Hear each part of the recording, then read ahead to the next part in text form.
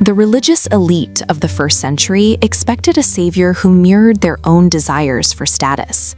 They looked for a conquering monarch who would arrive with the military might to crush their Roman occupiers and grant the local priesthood the wealth and influence they craved. A Roman decree for a national census forced everyone to travel to their ancestral homes for taxation. This meant Joseph and Mary had to leave their home in Nazareth for the long trek south to Bethlehem, the city of David. They traveled with the exhaustion common to the poor.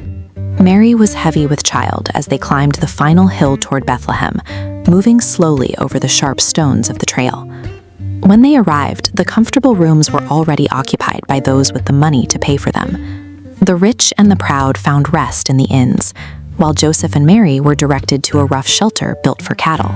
There, in the middle of the dirt and the noise of animals, the Son of the Highest was born and laid in the manger. This environment stripped away every earthly metric of power, placing the King of Heaven in a location where the proud would never think to look for him. Before this moment in the shed, Jesus held a position of absolute command. He was the leader of the angel hosts, the one whose presence filled the courts of heaven with light. The highest beings in creation veiled their faces when they approached him. They cast their crowns at his feet and sang of his triumphs, acknowledging a greatness that spanned from the creation of the world. To understand his arrival, we look at the exchange taking place. At the peak sits the kingly crown, a position of total adoration. He chose to leave that station. He traded the adoration of angels for the mockery of men, and heavenly riches for earthly poverty. This descent was driven by a commitment to the Father's will and love for those who would reject him. This act defined a new kind of power, one that is not measured by what it acquires, but by what it is willing to give up for the sake of others.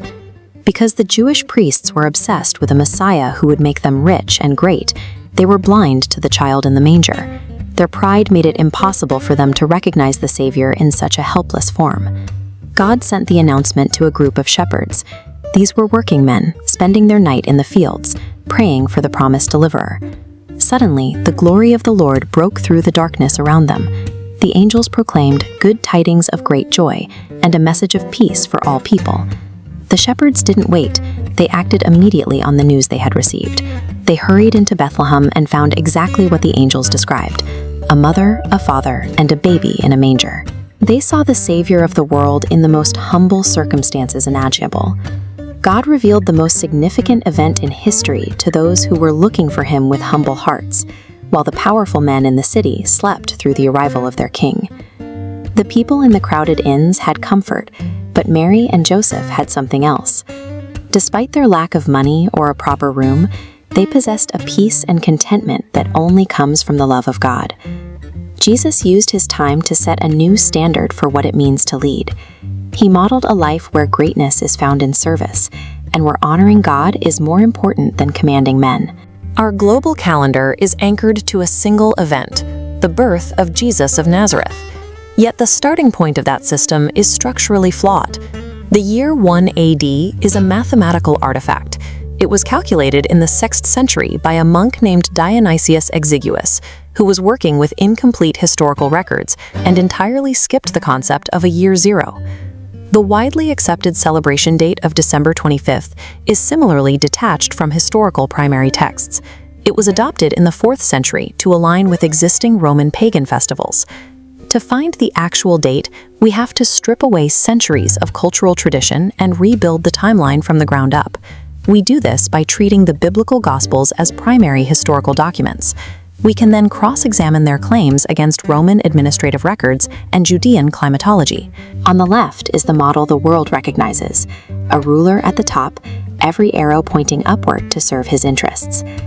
The heavenly king's model on the right inverts this. The leader is the foundation at the very bottom, supporting everything above him. If the ruler of the universe chose to start at the bottom of the structure, our preoccupation with climbing to the top appears misguided. Applying this today starts with the choice to elevate others. It means using your position to support those with less rank or status, ensuring they have what they need to thrive. It also requires a commitment to unseen service. Performing the difficult, thankless tasks that no one will ever applaud creates a quiet influence that reflects the humility of the manger. Finally, it means choosing purpose over possessions. Success is redefined as a life of obedience and spiritual peace, rather than a collection of material wealth. True authority is not found in a golden crown. It is earned through a commitment to serving the lowest among us, just as the King of Heaven did when he entered our world.